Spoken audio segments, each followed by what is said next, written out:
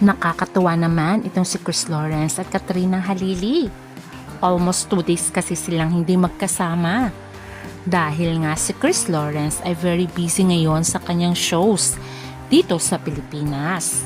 Kaya naman sa kanilang bonding moments ay talagang sinudit naman nilang talaga at nagbigay kasiyahan sa KKK fans.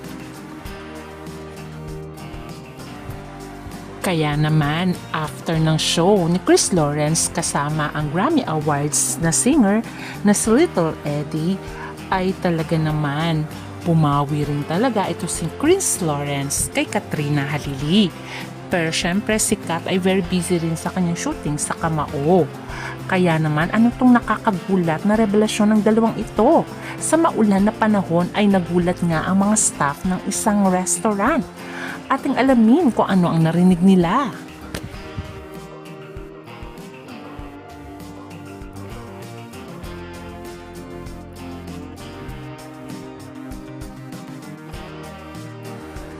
Sa pag-uwi ni Chris Lawrence ay nagbanding moments talaga agad sila ni Katrina Halili. Kung saan naman ay nagpaalam sila kay Katie, nanood nga sila for the first time ng movie. Samantalang si Chris ay meron din siyang bonding moment sa kanyang anak na si Katie Loves. At ito ay father and daughter bonding without Katrina dahil busy nga si Kat sa kanyang shooting sa Kamao. Pero syempre kahit nasa Pilipinas si Chris Lawrence ay very busy rin ito. Especially nang dumating nga si Lil Eddie kung saan sila nga ang kumanta ng kantang dinedicate niya kay Katrina, ang Unlove You. Kaya naman meron silang mga shows sa iba-ibang lugar.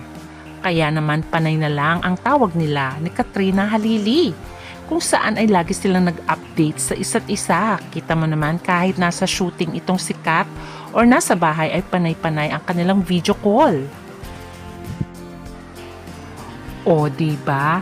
Kahit na very busy si Chris Lawrence ay talagang nagiging comedy ito. At pinapaligaya niya nga si Miss P at hindi nawawala talaga ang kanilang communication.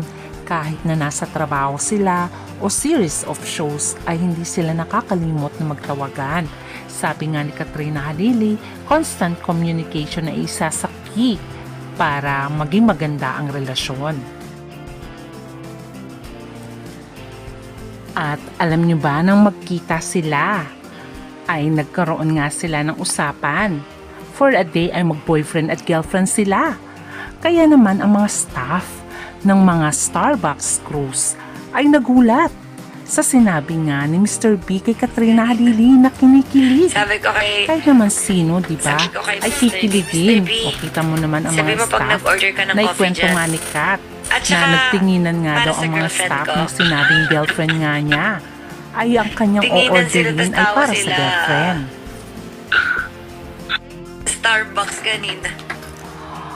Kailan Oh, Katie? diba? Katie nasa gitna. At syempre, Kasi kailangan ko kinuwento din gumising ni ng Chris maaga. kung I have paano to siya prep for Katie's trip dito sa nangyari J. Casa sa sa kanila Binyar. ni Miss I'm the B, babysitter today. na ang mga tao And it's kinikilig sa because kanila. Katie's Pero been huwag kang planning for this mag-alala. for like Ayun 2 to nga, 3 months already. So I kuha can't din let her na down. kinilig Papa din has si Miss B. Hindi mo lang napansin dahil tumalikod siya na nakangiti.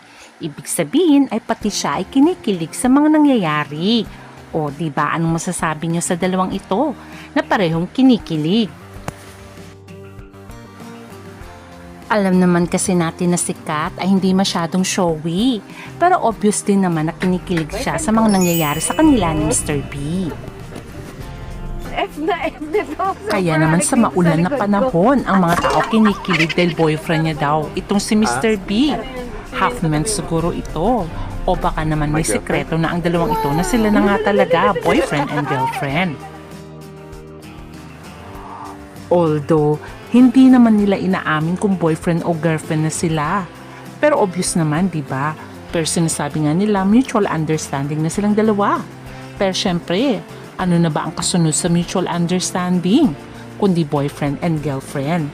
At halata naman din kay Miss B na love niya rin si Chris Lawrence. Hindi lang masyado itong showy.